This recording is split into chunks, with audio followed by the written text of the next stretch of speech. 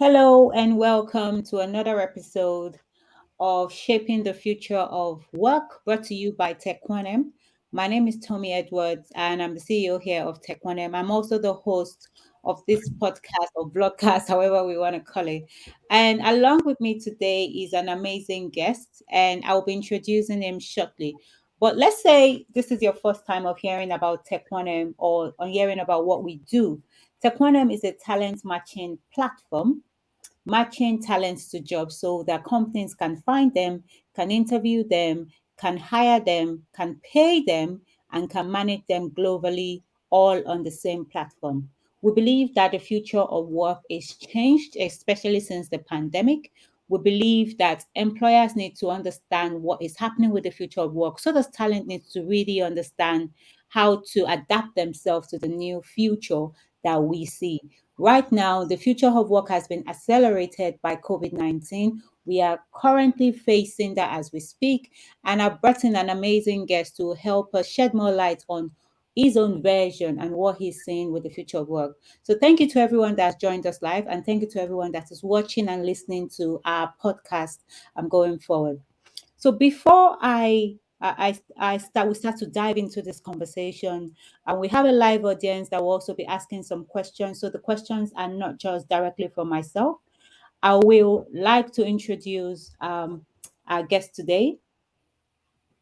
Once. So I'd like to introduce our guest today, who is Shola Falase. Um, I'm typically this sort of person that I believe that there's no justice I could do to someone's bio than for them to really introduce themselves and tell us exactly what they do, how they do it, and how they've become very known within this sort of area. And I believe that Shola would agree with me that the future of work is changing and is here today to be able to shed more light on that. So welcome, Shola, on to Shaping the Future of Work, brought to you by Tech1M. Thank you very much, Tommy. I'm excited to be here today. Fantastic. So Shola, tell us about yourself and exactly what you do. Okay, I regard myself as a HR professional with focus on talent acquisition and talent management. I've been in the HR space for close to 10 years now, and my experience spanned across financial services, manufacturing, and consulting. And I also run a consultancy firm for SMEs, where I provide advisory services for organizations that are looking to scale their businesses from the human capital perspective. Basically, that's what I do. In my spare time, I watch football. I'm an Arsenal fan. Nice, welcome. It's always I I'm always excited to see other Arsenal fans. Oh yes, Who is number one on the table?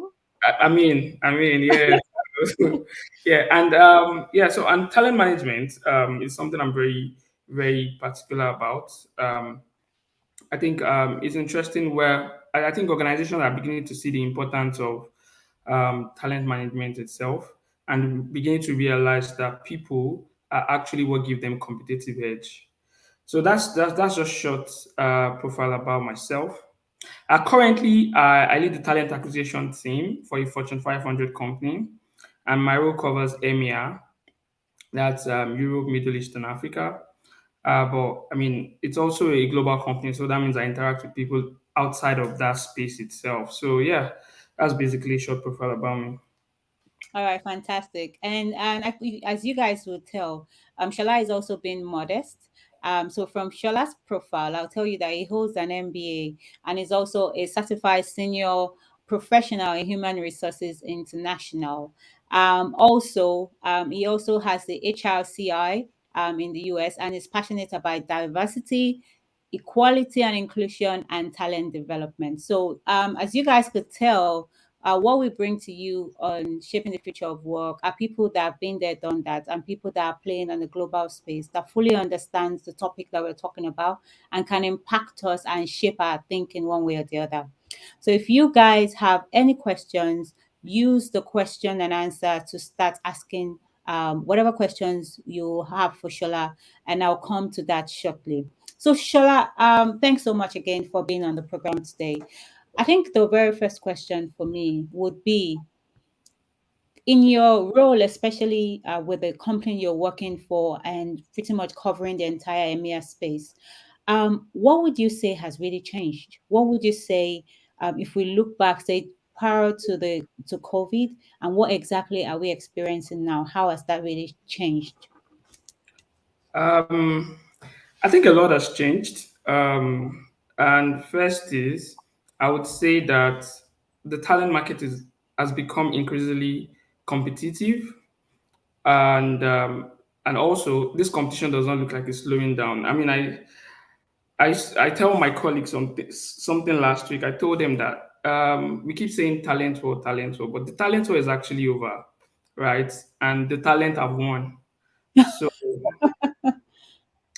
So it's high time organizations start to think of different ways to attract, develop, and retain talent. So yeah, what has changed significantly is the fact that the talent market has become very competitive. There are a lot more jobs than the people that can do the job, and that means organizations have to look outside of the conventional way that they've been sourcing. So, which brings us to globalization, uh, that actually is the core of this program. So, we have to look outside of our typical talent market, as long as and look at how we can also attract these people. How we can develop them and retain them. So that's just been the biggest change, I would say. Right, interesting. And I absolutely agree with you. I think the war has been won by talent, and it's gone are the days where you just see a job and you're trying to just go in there and just apply for a job and hoping. It's now about talents. Now, I think from what we have been saying, talents now want to understand, what type of company am I working for? What does the value of this company stand for? Does it align with my values? They want to understand, is diversity and inclusion very important to this organization? Is sustainability important to this organization? How am I contributing to the future? How am I contributing to the future of not just for myself, but to the future of of the global world in itself? So they're thinking beyond themselves and trying to make those choices. Of course, the talents that can make this sort of demands are talents that are extremely skilled in its way. So I remember that you mentioned something while you were just closing just now. You said companies now need to start thinking about, they need to look outside the box and start thinking about globalization, thinking about how to equip talents and also how to retain them. So in your role, how what have you seen that is making organizations, are they beginning to really get it? Would you say 2022, are they getting it? Oh yes, organizations are beginning to get it because first off, it's going to be a lifelong learning process for organizations because the talent markets keep changing as well.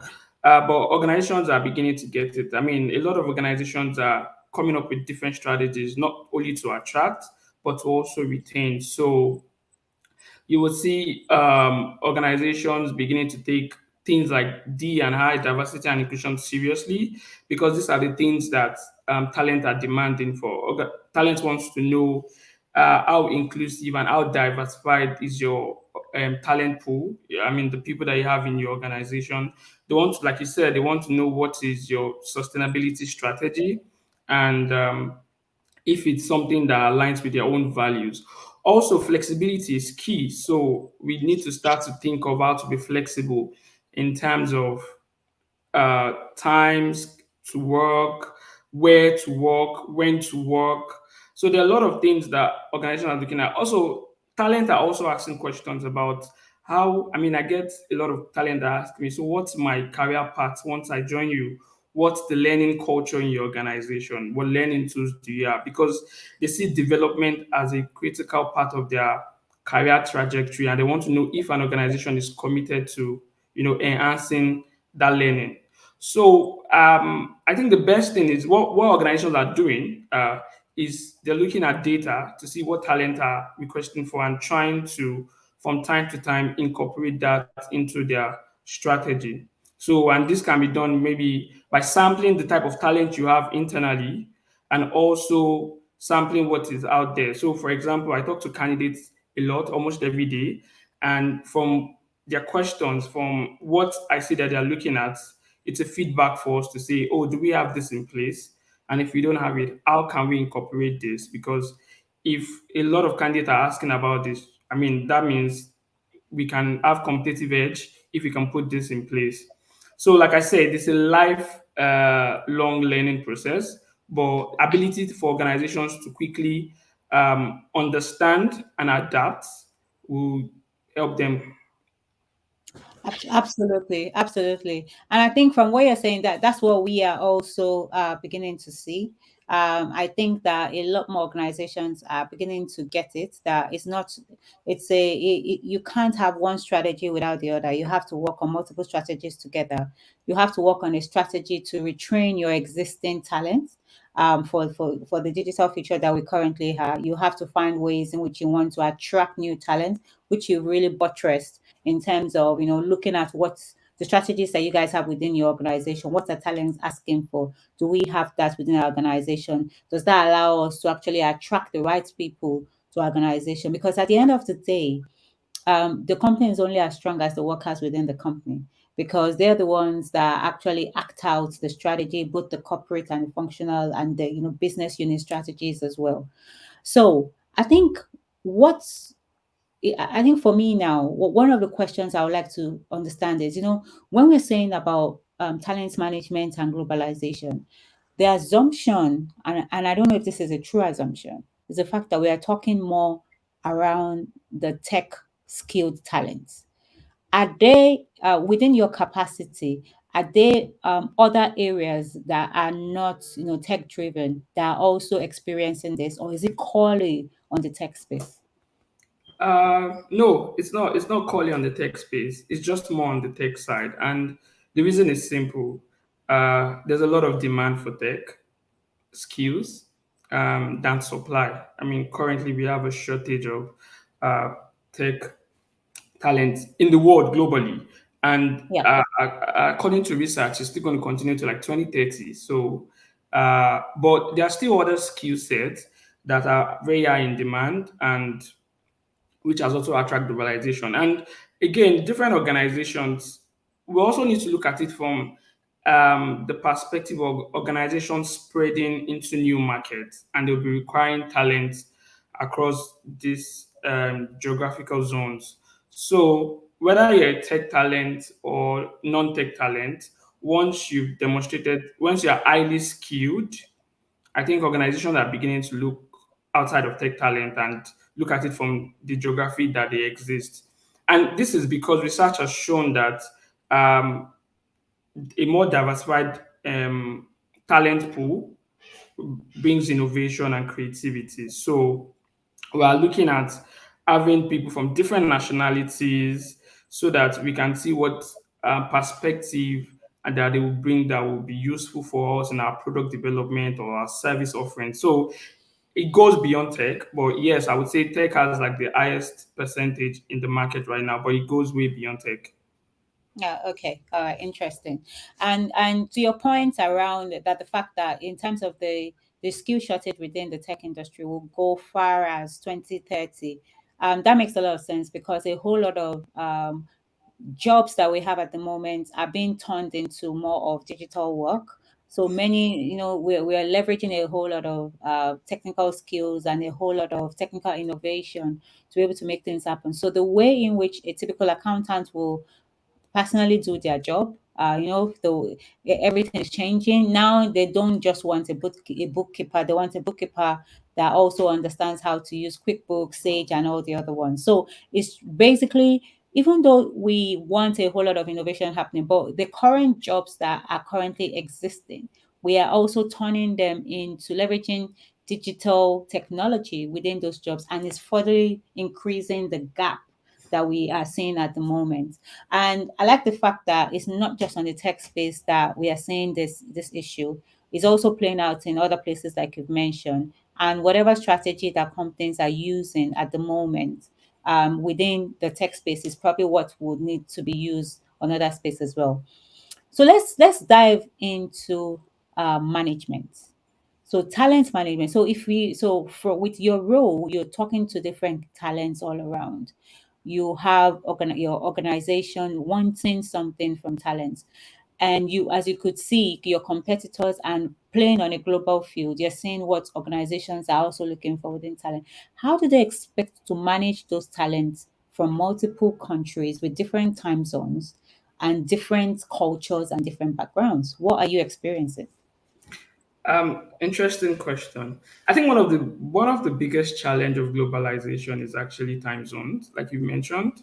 I mean, I've experienced it myself, and good thing is, I think we have a technology. I mean, every day the technology that is helping us to manage this. I mean, so first off, people that talent that will work in a global company or will have to be a little bit flexible. That means even though you have your 9 to 5, depending on where your contract stays, you should be sometimes flexible to work outside of your defined time zones, depending on your, customer, your stakeholders. What I've found is that from time to time, you need to align. So sometimes I get on call with people in US and it's just a little bit above outside of my work hours. So, say for example, I need to speak to someone in Texas, and it might be 6:30 my time, and it's probably just 10 a.m. in Texas. So, but I need to make that flexibility. It's not an everyday thing. But in terms of culture, I think that's an interesting part. So, also people that work in this type of organization have to be ready to be flexible also to adapt into different culture, which also provides an opportunity for you to build relationship, opportunity for you to learn. I've learned a lot about different cultures because trust me, before I start, if I'm talking to anyone in any country, I start with small talks around just little things about your culture, and it helps me to relate with you properly. And in business communication, there's something we call high context culture and low context culture. So there are some culture and some countries that research has shown that there are some countries that are high context culture, which basically lean on to more of non-verbal cues. They are mostly indirect. So, for example, if you have a request in a country, say like Japan, and if you have a request and the response is, we'll put this into careful consideration, that's more likely a no. But because they don't want to be direct to tell you a no, they will probably answer it that way. In some culture, it's just a direct no. Sorry, we won't be able to proceed with this. So now, bringing all of that together, organizations are beginning to first create like a middle ground. So I know from organizations from time to time have trainings on how best to communicate because they understand that people are from diverse culture, and the organization should have its own culture that people should lean on to, but also train their staff on how well to things like communicate, relate with their employees, and also expect their staff to also be, smart enough to understand verbal and non-verbal cues and use that to, communicate with their colleagues. Right. On the verbal and non-verbal cue, I think that's quite interesting because I recently, I'm just coming from Germany, Hamburg, and if they want to say something, they are very, very direct. They don't beat around the bush. And so Absolutely. that's it. So it helps you. It could hurt your feelings, but then it helps you know exactly where you stand. But then you have people in the UK, we pretend to be sweet. And then you're going all around in circles without trying to find a way to just massage the no that you're about to say. Yeah. So I absolutely get that. I But then, think yep, carry on, Oh, please. sorry. I just wanted to add something to it. So, like you said, in Germany, Germany actually ranked number one in terms of low context culture. And Really? yes, so what I think I do personally is to, before I go into a meeting, I like to know where this people I've been meeting with, which country they're from, and I use that to know to understand how best to communicate with them, and this has helped me a lot. So if I know you're from a low context culture, I know that you can be direct. So even if you hit me directly, I don't feel hurt because I know that is how you are culturally. And even from an eye context, I try to read in between the lines and see maybe this is what you're trying to say. But if I'm not quite sure, for people from no context, I go ahead to clarify it. So I would say this is a strategy people can also adopt. Try to understand the people you're working with, you're on a project with, you're reporting to, or whoever it is, and try to understand their cultural context. Yeah, yeah. I think that's a very, very good line there, because then you wouldn't understand what is acceptable within your own culture is pretty much, is different in a different culture, and then you could read too much meaning to something that you shouldn't even be reading any meaning to. But then, what do we do about languages? That is a significant problem. Yeah. I mean, to the best of my knowledge, I know most organizations that have global workforce typically use uh, one common language, depending, which is mostly English, but I don't know. Some organizations might have whatever language they're using. What has worked also, again, thanks to technology, depending on what type of tool that each organization is using to foster their digital work. If you have a Gmail, for example, your Google Meet will have a place where you can transcribe. So yeah. Also, sometimes I don't speak Spanish, but I get CVs in Spanish sometimes. So I also use Google Translate for that, at least to be able to tell me what is saying. Some global organizations also have, internal translators on their intranet where you can easily just paste whatever anyone has sent to you in their local language, and will translate it to whatever language you want it to translate to. But it is still a barrier because one way or the other, the communication is not entirely smooth. But I would say that even people that speak the common language, there's still the barrier of the accent, where your accent Absolutely. is not clear and you struggle to hear people. Yeah, I would say that this is still a common barrier, but as much as possible, my advice is people to speak slowly, especially if you're speaking to people that in whatever common language you're speaking, try as much as possible to communicate slowly. At least they can pick your words. And also, if you're not clear, you can, ask for clarification. You can send a mail just to reconfirm whatever you've said.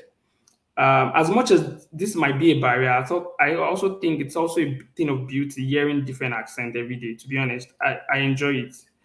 I enjoy hearing French accents. Personally, but I know that it can still be a barrier if they're speaking English and I'm struggling to hear, and probably they're struggling to hear me too because of my African accent. But like I said, there are tools to leverage on, and also you can use emails to be clarified. And yeah, absolutely. Yeah, Shola, I think you hit the nail on the head there. I know that languages is always going to be a barrier because, for like you said, in Spain, Spanish is their first language, and even when they speak the English, it comes with a strong accent in itself, and you have to understand. And I'm speaking, English, but then to someone, it's like they still have to. They can definitely hear the accent in it as well, and it's just not like the normal way. So it's something that technology is getting there, trying to help us one way or the other. There are tools in which I've seen that can instantly. I was watching Netflix the other day, and I'm like, I'm sure this thing was done in Yoruba, but then it felt like it was done in English because of the way everything, so it was, so I'm like, if technology can really do that, you can imagine what's going to happen in the future. And the lip reading, it took me a while to figure it out that, oh, wow, they were not speaking this language. This is like the second language. And so more and more tools are coming out. And the more companies start to understand that the solution to really get great talent is globalization, then more tools will be built to enable, to pretty much break those barriers and help us achieve that a lot faster. There are some questions here that I'll bring on stage, and I'm sure they're all for you. Um, this is from Victoria Egler. She said, please, what type of specific strategy can a tech company put in place in managing a talent in a different time zone or country? I know we spoke about this a little bit. Do you want to, like, specifically talk about maybe one or two more strategies or re-emphasize the one you mentioned? Um, yeah, so I think it would depend on the how the geographical spread of the talent. So, for example, if you look at talent across Europe, we usually have like almost the same time zone. It's not like really far from one another, so it's 1 hour, 2 hours at the Maximum. most. So, and that cuts across even Africa itself. So, if you can, I would say one of the strategies is to group your talent, if it's possible, to group your talent into those time zones that don't have too many time apart. Mm, Yes, so that would be easier. Also, because you want to look at what's comfortable for them. Also, you want to discuss with your team how flexible they are. Um, we're in an age where some people are more productive in the night, so they would rather work in the night. Some people are more productive in the morning, they would rather work in the morning. So you want to understand different peculiarities of your team and how best they can give you value. Because at the end of the day, what you're looking for is value, irrespective of the time that they work. So looking at different options, first, if it's possible for you to group your team into time zones and batch them and let them work according to time zone that is not too far apart, or secondly, look at how best your team wants to work, giving them that flexibility as yeah. much as possible and try not to also understanding what the customer needs are. So it will be if my customer is if the customer is and customer could be internal or external, by the way, but if the customer is in America, it will be difficult for me to say my talent wants to work in a time zone that is midnight in America. So we still have Mm. to put that into consideration. But first, looking at batching your team into time zones that are not too far apart. Secondly, speaking with your talent and seeing how best you can align their flexibility with customers' needs. And I think that there's something that you're saying, but it's making me think of something else. I think that it's about time leadership strategies also change, because it feels like, considering there are different time zones, if you really want to make this work, there may be something that's, and I know this is not, this is peculiar to some certain roles. It can't work for every type of role, but maybe this is where it's about people work the times that they really need to work, and it's all about the task that you've been given and not the time you're doing it. But I think that that is going to be a whole lot of topic for another major conversation. And I think for me, I definitely think that leadership styles will change in the future, and we will start to think about less micromanaging and more of understanding that this person has this particular task to do, and will be able to figure out when and how to do it if they don't have to collaborate with other people. There are some other questions in here, and I will bring another one. Thanks, Victoria. I hope Shola answered your question, and Shola, thanks for that. This is from Faith Adela. She said, "How can we manage stereotypes from colleagues while trying to bring in talent from other countries?" This is a very good one. Yes, I mean this is an interesting question. For me, I think data helps. To be honest, um, so when you have people that are in doubt, just throw in data.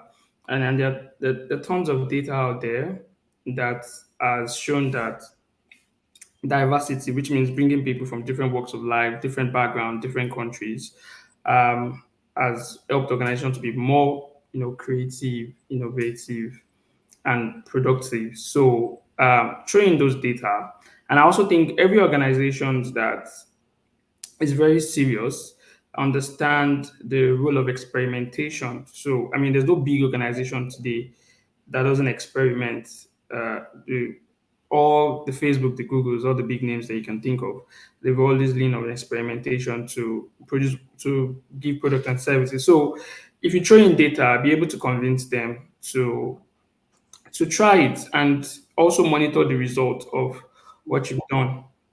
See how it can be productive. I know I was in a conference like in Amsterdam like a week ago, and we're talking about how a typical organization, somebody was a D and I conference, and someone was talking about how someone was a person in an organization was giving them reasons why they should be more diversified. And there was a lot of arguments. And the person said, okay, give me a team and I'll prove this. And I was given a team and the result was phenomenal. So yeah, so first throw in data.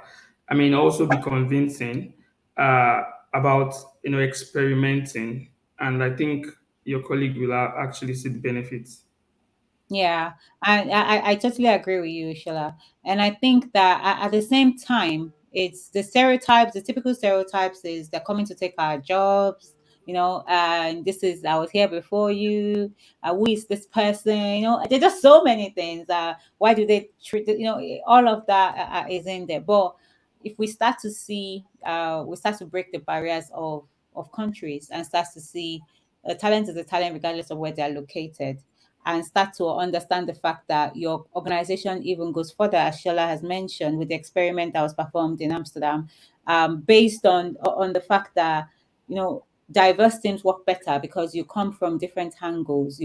There are thoughts that are outside the box that this person will give to the organization that probably they are not seeing it from that particular way, especially if your organization plays on a global space from the beginning. It even helps foster those sort of relationships that is required within the different nations they want to be in.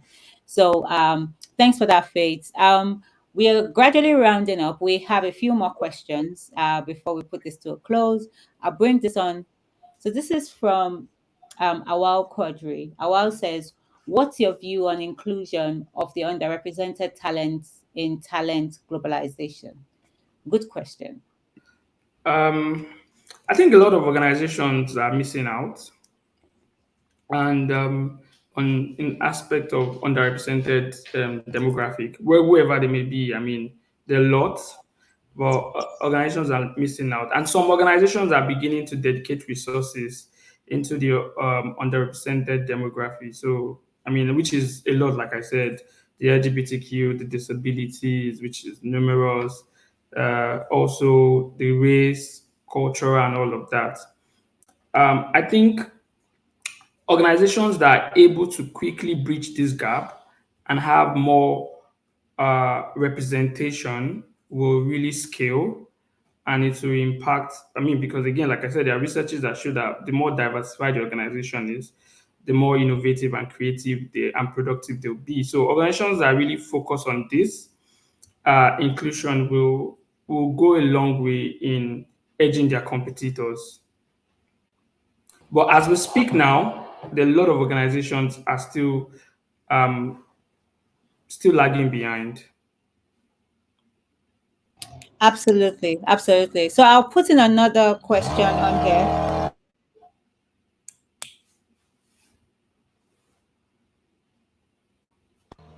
Sorry, there's a lot of noise from my background. So, how can a talent rightly discuss the reward and compensation they deserve in a global company if they aren't getting any of it?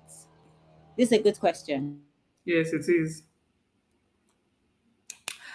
So this is a very interesting question, but the truth is, talent are priced differently according to the market, which has a lot of things that influences it. So um, but the good thing is you can have a conversation. I think a lot of what I've noticed also is a lot of people don't ask questions before they take any offers. I don't know if it's a cultural thing or they're scared, but it's good to. I'm sure HR people are willing to answer your questions as much as you have them.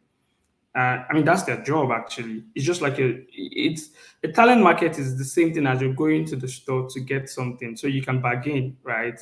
So you might want to have extensive discussion around your compensation and reward in terms of, oh, this is what I think I deserve in terms of the value that I'll bring to you. This is what, on a global scale, this is what these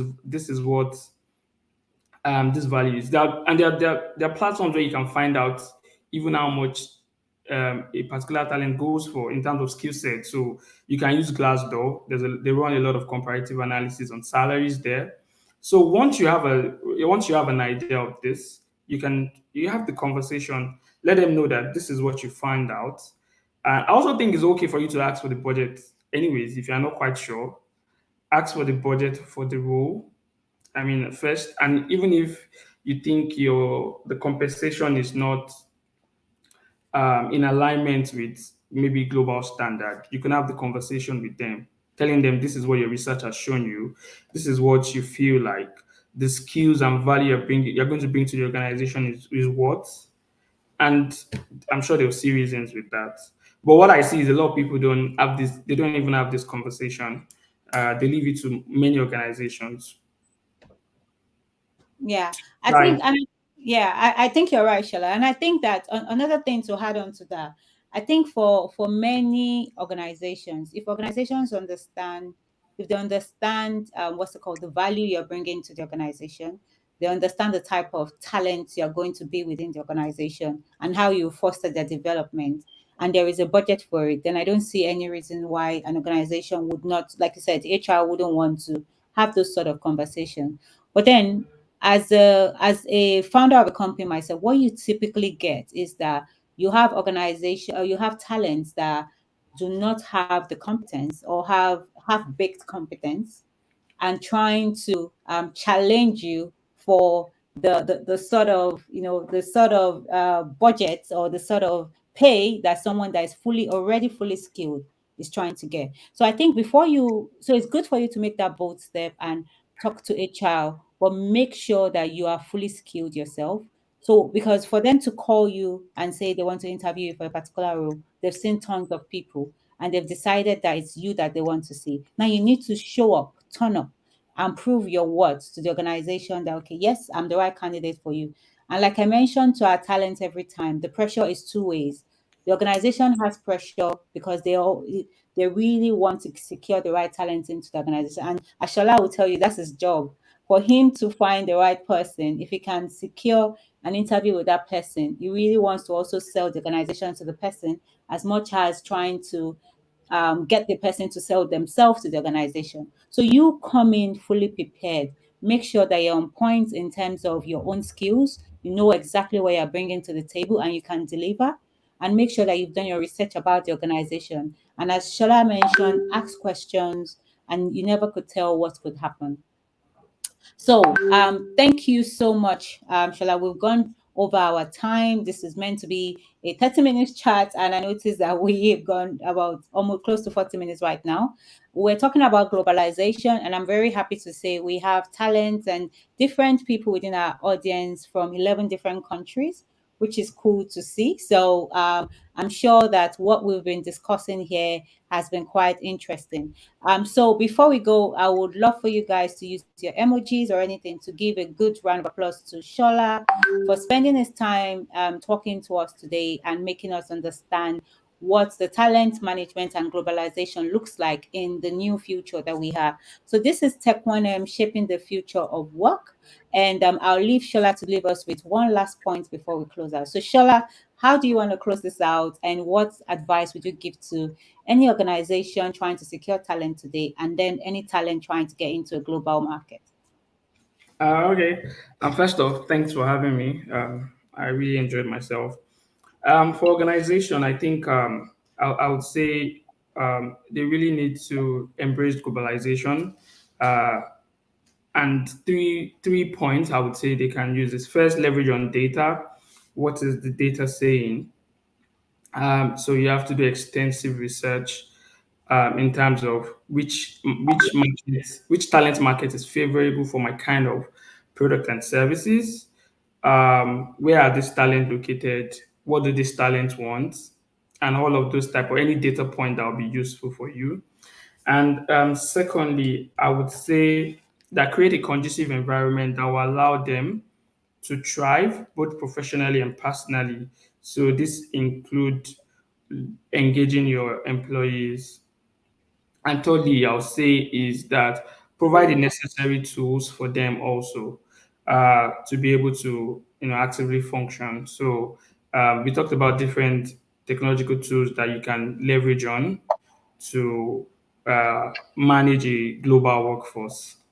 For talent, I would say develop yourself.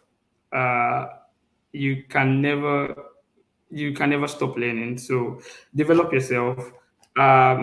Try to understand different cultural context, like I said, because it will show up even during interviews.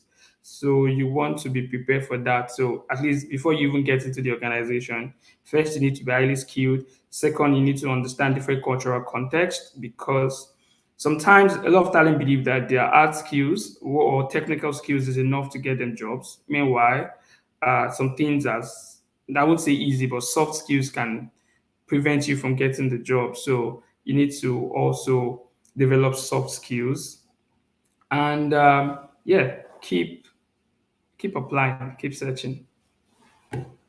Thank you. Thank you so much, Shola. So there you have it, guys. Those are words of wisdom.